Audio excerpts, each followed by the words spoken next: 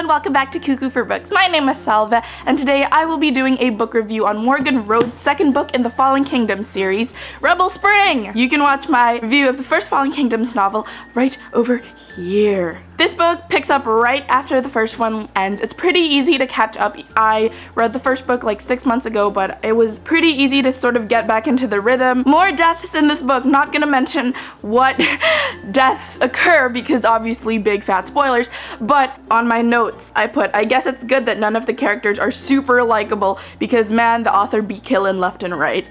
I feel like all the characters aren't likable in the sense that they are YA tropes that you gravitate towards, but they're very realistic. You don't like everybody in the world. Lucia, I feel, is a character I should be gravitating towards. I love that she's this sort of sorceress, princess. I'm just not loving her at this point in the series. Nick would be my favorite. He's just the loyal best friend, and usually loyal best friend tropes are not my favorite in books, but somehow he is. She sort of subverts different tropes and makes this person likable and this who is supposed to be likable not likable. Unlikability of characters aside, I know I said in my first review that I would never ever love Prince Magnus.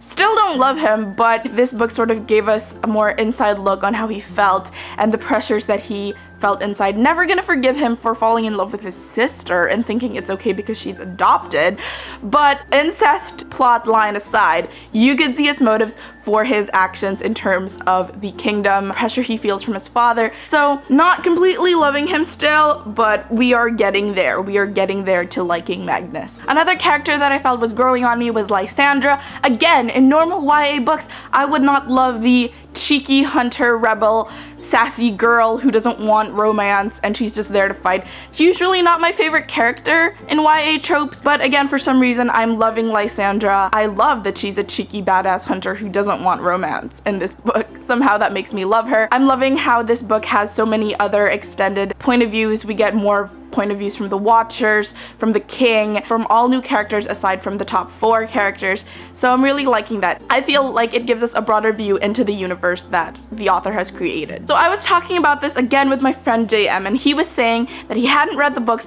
but his friends told him that it was completely insta-love, and that's why he was worried about reading it. He was telling me how his friends also said that the romance was there just because the publishers probably told the author to put it in there, and they were also saying how the romance was very half-hearted, and I completely agree with whoever JM's friends are. If you're watching this, I completely agree with you 100%. It's very insta-love. There is no particular element in any of the romances that makes you want to ship them or get behind them. They're just there, and I think one of the worst things is that they're there and they propel such a huge part of the plot, but at the same time you don't feel any true motive behind it. So I think that would be the weak point of this series, would be the romance. And now we're gonna go into the spoilery part of our section, so all aboard the spoiler train. Choo-choo. There was a warning that Lucia was going to die. I think that's gonna bite us in the ass later on. It's gonna be something that we forget and that the author doesn't mention for a while. At like the last book, they're gonna be like, well, we told you in the second book that she was gonna die and you forgot all about it. Speaking of Lucia, I also really loved the mother poisoning the child plotline because it's what's best for her. It's just so deliciously cruel. My two favorite scenes were definitely the rebel ambush midway through and the finale scenes with Magnus versus Jonas and Magnus versus Aaron. The last battle fight was very, you know, it wasn't a big war, but it was like an emotional war, if we can get a little, you know, metaphorical in this review. It was a very emotion-heavy battle, even if it was just between the 3 dudes. I really like how the ending of the book opened up into a cliffhanger of sorts, but not an annoying one, but it was more of a cliffhanger how you would be excited for the next book, but not so much that you were left hanging like so many unanswered questions. It was very different from the first book. The first book ended with this big battle, and the second book just ended with these 3 dudes arguing, but what were they arguing about and why were they arguing?